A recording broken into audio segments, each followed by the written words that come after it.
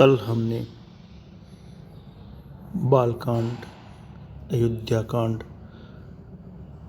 और अरण्य कांड के बारे में चर्चा की थी। आज हम भाग 2 के अंतर्गत किष्किंधा कांड का अध्ययन करेंगे। राम ऋष्यमूलक पर्वत के निकट आए। उस पर्वत पर अपने मंत्रियों सहित सुग्रीव रहता था। सुग्रीव ने इस आशंका में कि कहीं बाली ने उसे मारने के लिए उन दोनों वीरों को न भेजा हो, उसने हनुमान को राम और लक्ष्मण के विषय में जानकारी लेने के लिए ब्राह्मण के रूप में भेजा।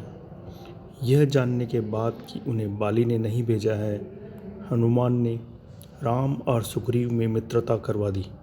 सुग्रीव ने राम को सांत्वना दी कि सीता जी मिल जाएंगी और उन्हें खोजने में वह सहायता करेगा। साथ ही अपने भाई बाली के अपने ऊपर किए गए अत्याचार के विषय में बताया। राम ने बाली का वध कर सुग्रीव को किष्किंधा का राज्य तथा बाली के पुत्र अंगद को युवराज का पद दिया।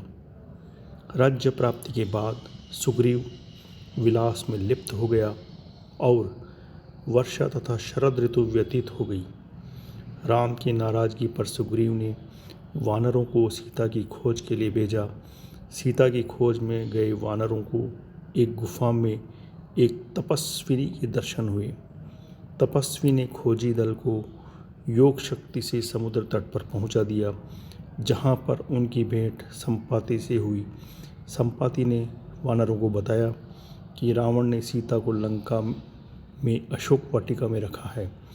जांबवंत ने हनुमान को समुद्र लांघने के लिए उत्साहित किया। इसके आगे सुंदरकांड। हनुमान ने लंका की ओर प्रस्थान किया। सुरसा ने हनुमान की परीक्षा ली और उसे योग्य तथा सामर्थ्यवान पाकर सफलता का आशीर्वाद दिया।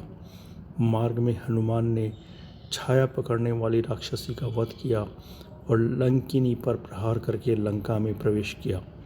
उसकी विभीषण से भेंट हुई। जब हनुमान अशोक वाटिका में पहुँचे तो रावण सीता को धमका रहा था। रावण के जाने के बाद त्रिजटा ने सीता को सांत्वना दी।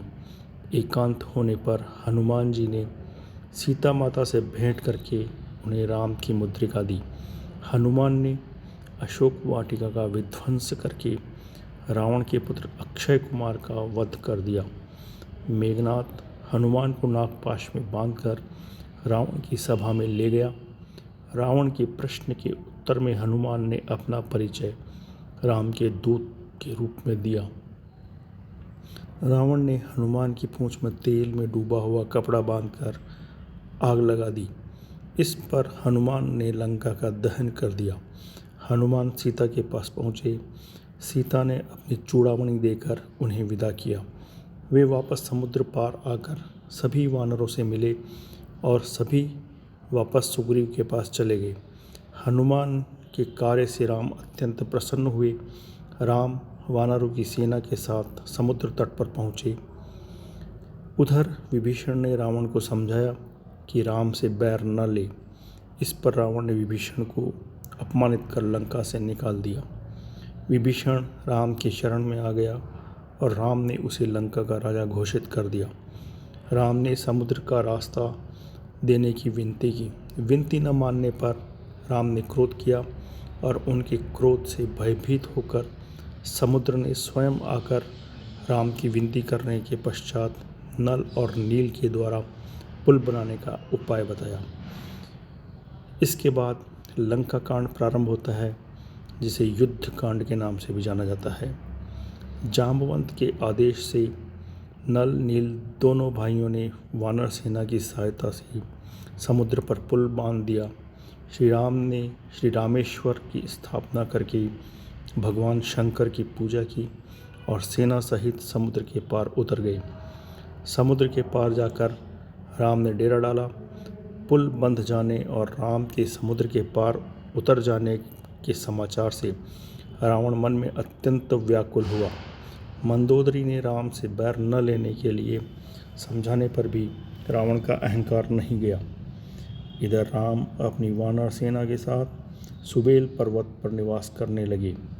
अंगद राम के दूत बनकर लंका में रावण के पास गए और उसे राम के शरण में आने का संदेश दिया, किंतु रावण नहीं माना। शांति के सारे प्रयास असफल हो जाने पर युद्ध प्रारंभ हो गया। लक्ष्मण और मेघनाथ के मध्य घोर युद्ध हुआ। शक्तिबाण की वार से लक्ष्मण मूर्छित हो गए। उनके उपचार के लिए हनुमान सुषेण वैद्य को ले आए और संजीवनी लाने के लिए चले गए। गुप्तचर से समाचार मिलने पर रावण ने हनुमान के कार्य में बाधा डालने के लिए काल नेमी को बुला भेजा, जिसका हनुमान ने वध कर दिया। औषधि की पहचान न होने के कारण हनुमान पूरे पर्वत को ही उठाकर वापस चले।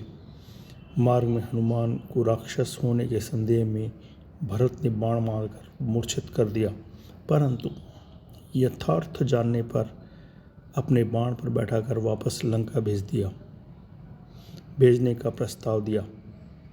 इधर औषधि आने विलंब देखकर राम प्रलाप करने लगे।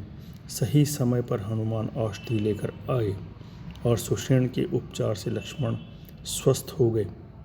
रावण ने युद्ध के लिए कुंभकर्ण को जगाया। कुंभकर्ण ने भी रावण को राम की शरण में जाने की असफल मंत्रणा दी। युद्ध में कुंभकर्ण ने राम के हाथों परम गति प्राप्त की। लक्ष्मण ने मेघनाथ से युद्ध करके उसका वध कर दिया। राम और रावण के मध्य अनेकों घोर युद्ध हुए और अंत में रावण राम के हाथों मारा गया। विभीषण को लंका का राज्य सौंपकर राम, सीता और लक्ष्मण के साथ पुष्पक विमान पर चढ़कर अयोध्या के लिए प्रस्थान किया। अंतिम कांड उत्तरकांड है। उत्तरकांड राम कथा का उपसंहार है। सीता और लक्ष्मण और समस्त वानर सेना के साथ राम अयोध्या वापस पहुँचे। राम का भव्य स्वागत हुआ। भरत के साथ सर्वजनों में आनंद व्याप्त हो गया। वेदों और शिव की स्तुति के साथ राम का राज्याभिषेक हुआ। अभ्यागतों की विदाई दी गई। राम ने प्रजा को उपदेश दिया और प्रजा ने कृतज्ञता प्रकट की। चारों भाइयों के दो दो पुत्र हुए। राम राज्य एक आदर्श बन गया।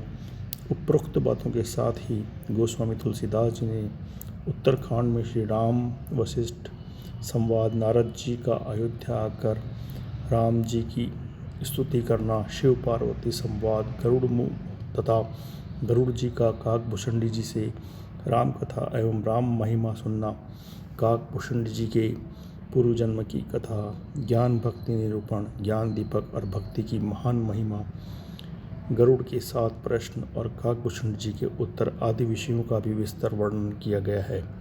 जहाँ तुलसीदास जी ने उपरोक्त वर्णन लिखकर रामचरितमानस को समाप्त कर दिया, वहीं आदिकवि वाल्मीकि अपने रामायण में उत्तरकांड में रावण तथा हनुमान के जन्म की कथा, सीता का निर्वासन, राजा नृग, राजा नेमि, राजा ययाति तथा राम राज्य में कुत्ते का न्याय की उपकथाएं, लव कुश का जन्म, राम के द्वारा अश्वमेध यज्ञ का अनुष्ठान तथा उस यज्ञ में उनके पुत्रों लव तथा कुश के द्वारा महाकवि वाल्मीकि रचित रामायण गायन, सीता का रसातल में प्रवेश, लक्ष्मण का परित्याग का भी वर्णन किया है। वाल्मीकि रामायण में उत्तर कांड का समापन राम के महाप्रयाण के बाद हुआ है। इस प्रकार रामायण महाकाव्य की कथा का समापन होता है।